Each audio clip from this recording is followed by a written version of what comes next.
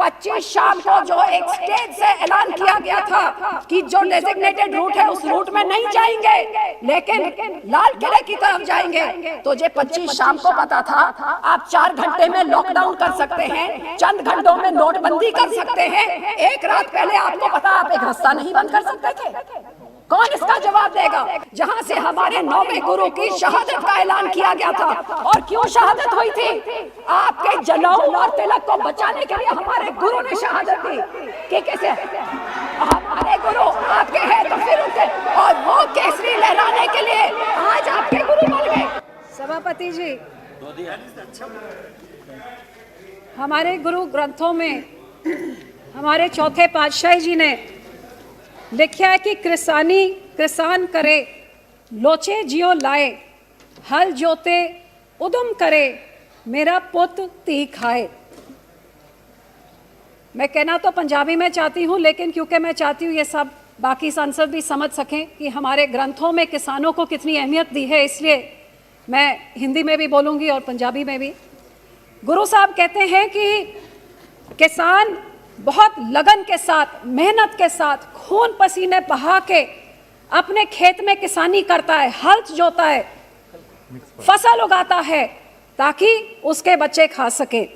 ये जो कमाई अपने हाथों से करता है, ये पवित्र कमाई के बारे में हमारे पहले प्रथम गुरु नानक देव जी ने 18 साल खुद किसानी करतारपुर साहब में करके हम सिखों को संदेशा दिया, किरत करो, नाम जपो, वंड छको। गुरु साहब ने कहा सब तो पवित्र कमाई एक किरत दी, खून पसीने दी कमाई होंदी है। इस कमाई दे नाल तुसी रब दा ना जपो ते ना जप के जो तुसी कमांदे हो उन्हें वंड के खाओ। आज जो इतनी पवित्र कमाई करने वाले किसान हजारों की गिनती में, तादाद में हमारे पंजाब से आके जिन्होंने आंदोलन शुरू किया, आज वो दिल्ली की सरहद में 70-75 दिनों से ठिठुरती हुई ठंड हो, ओलाबारी हो, बारिश हो, वहां पे बैठे हुए हैं, क्योंकि 6 महीने से जो वो मांग रख रहे हैं, इस सरकार की कान बंद है, आंख बंद है और मुंह भी बंद है। मुझे इस बात पे इतना दुख होता है कि जो पिछले 20 साल में सबसे ज्यादा ठंड का मौसम था, उस ठंड के मौसम की परवाह ना करते हुए बूढ़ी औरतें, बच्चे, बुजुर्ग सब इधर बॉर्डर पे बैठे हुए हैं। जो 26 नवंबर कॉन्स्टिट्यूशन डे से उन्होंने मार्च किया, जब संविधान को मनाया जाता है, एक पीसफुल प्रोटेस्ट जो डेमोक्रेटिक राइट होता है, और दुनिया ने देखा कि उस पीसफुल प्रोटेस्ट को कैसे गोलाबारी से, अथरू गैस से, वाटर कैनन से, लाठियों से उन बेचारे निहत्थे किसानों को किस तरह की ट्रीटमेंट दी गई, सारे देश ने देखा और उनके साथ संवेदना करी।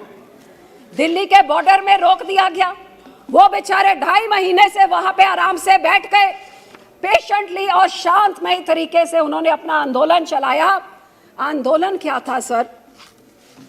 आज जब सारे देश और दुनिया में सब उस अन्नदाता के साथ जुड़े हुए हैं जो बिल्कुल पीसफुल तरीके से, चाहे कोई टीचर हो, लॉयर हो, डॉक्टर हो, नौजवान हो, कोई दुकानदार हो, सब उनके साथ संवेदना रख के 2.5 महीने से उनके बीच में उधर गए और उन्होंने अपना सपोर्ट दिया। लेकिन कितनी हैरानी की बात है कि जिसको वो अपनी संवेदना बताना चाहते हैं, अपना दर्द बताना चाहते हैं, इस सरकार का एक नुमाइंदा उन तक पहुंच नहीं कर सका।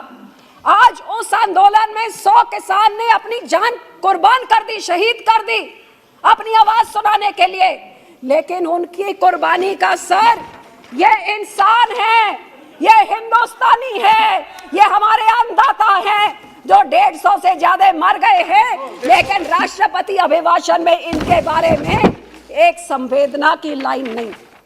मन की बात होती है, बहुत कुछ बोला जाता है, राष्ट्रपति का अभिभाषण होता, हाँ 6 साल में थी, मैं बिल्कुल थी, मैं आ रही हूँ उसमें, लेकिन जब सरकार ही इनह्यूमन हो जाती है, जब संवेदना अपनों के प्रति नहीं प्रकट कर सकती, फिर उस सरकार में रह के करना क्या है? इसलिए छोड़िए उस सरकार को। सर, इनकी मांग क्या है? 5 जून में आ रही हूँ भैया, आप सुनते रहिए, सबका जवाब दूंगी, बेफिक्र रहिए।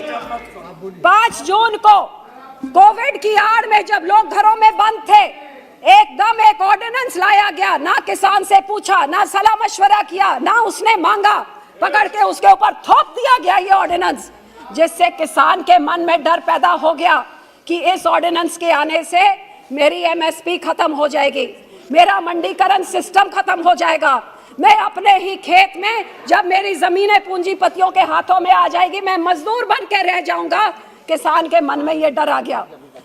आज मैं इस सदन से मैं बताना चाहती हूँ, ये मेरे मंत्री साहब सब बैठे हैं यहाँ पे, जब ये ऑर्डिनेंस आया मैंने उस टाइम भी प्रार्थना करी पूरी कैबिनेट से कि आप इस ऑर्डिनेंस को पहले सलाह मशवरा करके लेके आइए, क्योंकि किसानों के मन में ये वहम है।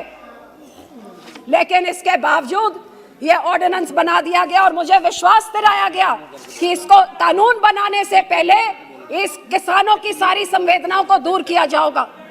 आप देखिए कि कितनी हैरानी की बात कि यहाँ पे जब मेरे पार्टी के लीडर में ये जून में आता है, जुलाई में हम चिट्ठी लिखते हैं, हमें बोला गया बहुत अच्छा कानून है, आप लोगों के पास लेके जाइए। जब किसानों के पास लेके गई तो किसानों से उनकी संवेदना पता लगी, उनकी आशंकाएं पता लगी और वो एक चिट्ठी में डाल के जुलाई के महीने में खेतीबाड़ी मंत्री को भेजी गई, जिन्होंने कहा फिक्र ना करिए, ये सारी शंकाएं हम दूर करेंगे।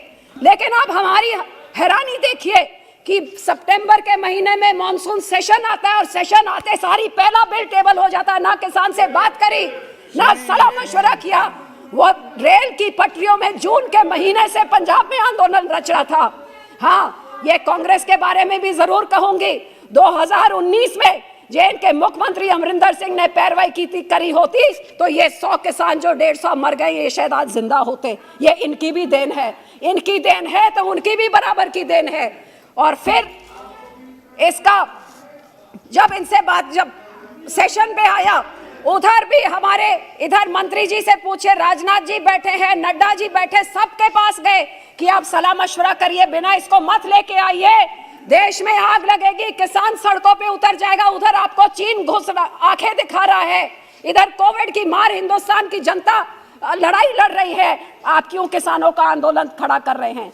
लेकिन एक बात, सबसे पुराना एलआई जब आपके साथ 2 एमपी होते थे, कोई नहीं होता था, तब यह पार्टी आपके साथ खड़ी थी।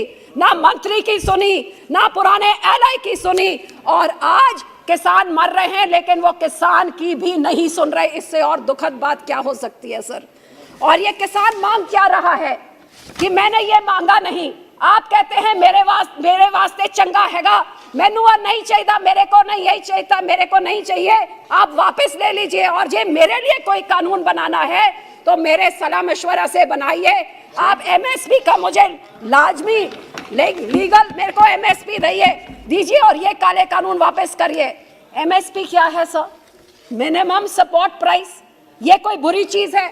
ये है 2011 में एक वर्किंग कमेटी के चेयरमैन कंज्यूमर अफेयर्स में, जो प्रधानमंत्री जी गुजरात के मुख्यमंत्री होने के नाते मनमोहन सिंह को वो अपनी रिकमेंडेशन देते हैं। और इस रिकमेंडेशन में 2011 में क्या कहते हैं प्रधानमंत्री जी? Enforce MSP.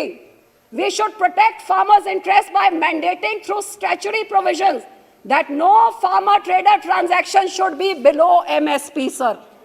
2011 में जो मुख्यमंत्री के नाते वो मानते थे, तो प्रधान सेवक से प्रधानमंत्री होते होते आज क्या बदल गया? आज यही तो किसान मांग रहे हैं सर। और किसान के मन में डर क्यों है सर? ये जो रिकमेंडेशन उसमें दी हैं, as chairman of working committee साफ कहता है अनबंडलिंग। सर ये बहुत जरूरी चीज है जो कह रहे हैं कि एमएसपी चलती रहेगी। सर इसमें लिखा है unbundling of FCI operation of procurement, storage and distribution. साफ साफ रिकमेंडेशन चेयरमैन साहब की है कि एफसीआई को अनबंडल किया जाएगा, प्रोक्योरमेंट और स्टोरेज की डिस्ट्रीब्यूशन से हटाया जाएगा। और यही कारण है कि आज किसान के मन में इतनी बड़ी शंका है कि इतना बड़ा आंदोलन पिछले 3 महीने से बैठा हुआ है साहब। पर लेकिन इस सरकार की आप देखिए, इन्होंने कितना अहंकार कि पिछले 75 दिनों से ना ही किसी मंत्री को उधर भेजा, बल्कि ये आंदोलन शुरू होते सारी शुरू हो गया, ये बिचौलियों का आंदोलन है, फिर ये माओइस्ट का हो गया, फिर ये नक्सल का हो गया, फिर ये आतंकवादी का हो गया, खालिस्तान का। ये बैठे हैं मंत्री एमपी, एक कहते थे पाकिस्तान और चाइना से ये हो रहा है। वो बैठी है मेरी बहन जो कहती थी ये तो आतंकवादियों का AK-47 लेके बैठे। भैया कौन सी AK-47 की खेती करता है कौन सा किसान? खालिस्तान है, पहले दिन से खालिस्तान खालिस्तान। क्योंकि जब 11 राउंड ऑफ टॉक्स कर रहे थे तो क्यों खालिस्तानियों से, आतंकवादियों से आप बात कर रहे थे? सर मैं यही कहना चाहूंगी कि किसान के सुनने, जब ये देश में खाने को नहीं होता था, ये किसान था। और आखिर में मैं एक चीज पे जरूर आना चाहूंगी। 26 जनवरी की बात बहुत करी जाती है। उस दिन में जो वायलेंस हुआ, हर एक को दुख है, वायलेंस नहीं होना चाहिए, लेकिन जो इंटेलिजेंस फेलियर हुआ है आज क्यों उसके बारे में कोई बात नहीं करता है? 25 शाम को जो एक स्टेज से ऐलान किया गया था कि जो डेजिग्नेटेड रूट है उस रूट में नहीं जाएंगे लेकिन लाल किले की तरफ जाएंगे, तो ये 25 शाम को पता था आप 4 घंटे में लॉकडाउन कर सकते हैं, चंद घंटों में नोटबंदी कर सकते हैं। एक रात पहले आपको पता आप एक रास्ता नहीं बंद कर सकते थे? कौन इसका जवाब देगा? और ये जिनके साथ, जिन्होंने दानिश जी ने जिनका जिक्र किया है, वो आज पकड़े गए हैं 2 हफ्ते के बाद। एक बात और, पर बहुत बात करी गई तिरंगे का अपमान। 2 मिनट सब, तिरंगे के अपमान के बारे में बात करी गई। अरे भाई सर, उस तिरंगे की अब बात कर रहे हैं जिस तिरंगे को लहराने के लिए 70% खून इस कौम का डुला था। काला पानी हो, फांसी हो, सबसे ज्यादा शहादतें इस कौम ने दी थी। और सर तिरंगे में लहराया तो वो आप कहते केसरी लहरा दिया, तो ये वही केसरी है जो आपके प्रधानमंत्री जी और वर्ल्ड लीडर अपने सिर पे लेके घूमते हैं। उस निशान साहिब को आपने केसरी को कटहरे में खड़ा कर दिया, जिस केसरी करके हमारे 9वें गुरु ने ठीक लाल किले के सामने, ये एक सीट ऑफ ऑपरेशन है हमारे लिए, सीट ऑफ टिरनी है, जहां से हमारे 9वें गुरु की शहादत का ऐलान किया गया था। और क्यों शहादत हुई थी? आपके जनेऊ और तिलक को बचाने के लिए हमारे गुरु ने शहादत दी। कि कैसे हमारे गुरु आपके हैं तो फिर उनके, और वो केसरी लहराने के लिए आज आपके गुरु बन गए, आज आपके बन गए। और मैडम प्लीज कंक्लूड नाउ। के बच्चों को 400 साल बाद ये लोग आतंकवादी कह के उस केसरी को कटहरे पे खड़े कर रहे हैं। ये कहाँ का इंसाफ है सर? Last line. और साहब जो जर्नलिस्ट सही कहानी बताए तो ये बोल रहे थे कि क्या था भाजपा के गुंज का हाथ। पूछ ले मनदीप पुनिया से, खोल लीजिए वेबसाइट, एक एक आपके भाजपा का वर्कर क्या कर रहा था बताया जाएगा। और ये फिर भी कोई शक है, दलितों की बात की जाती है। ये 24 साल के एक दलित वर्कर जिसको पकड़ के बंद कर दिया है और उससे क्या सेक्सुअल मिसट्रीटमेंट करी जा रही है पुलिस 26 तारीख से। और आखिर से बोलना था, जो बोलने की बात थी राष्ट्रपति अभिभाषण में कि we will put an end to barbarism. ये क्या बार्बेरिज्म है? स्टेट स्पॉन्सर्ड बार्बेरिज्म कि एक निहत्था लड़का रंजीत सिंह जो एक घर में आग लगाने, औरतों के टेंट में आग लगाने से पुलिस को रोकता है, I'll call the next speaker. ऐसे टूट पड़ते हैं। I'll call the next speaker. ये है आपकी हनुमान बेनीवाल जी। राष्ट्रपति जी बहुत बोलते हैं। हनुमान बेनीवाल जी, no more, it's okay, this is not। मैं बेनीवाल जी,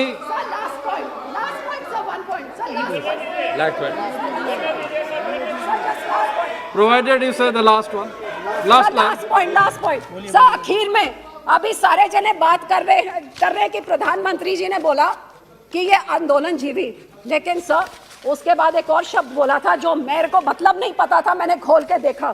वो कहते हैं परिजीवी। परिजीवी मतलब पैरासाइट। किसको पैरासाइट बोल रहे हैं? उस अंधाथा को पैरासाइट बोल रहे हैं आप जो अन्न पैदा करके पेट भरता है, या लीडरों को बोल रहे हैं? क्या चौधरी टकैत को पैरासाइट बोल रहे हो जिसको हमारे गुरुओं ने बेनीवाल जी, हनुमान बेनीवाल जी, नो मोर। ठीक है, ठीक। बेनीवाल जी, थैंक यू। ठीक, बैठ जाइए।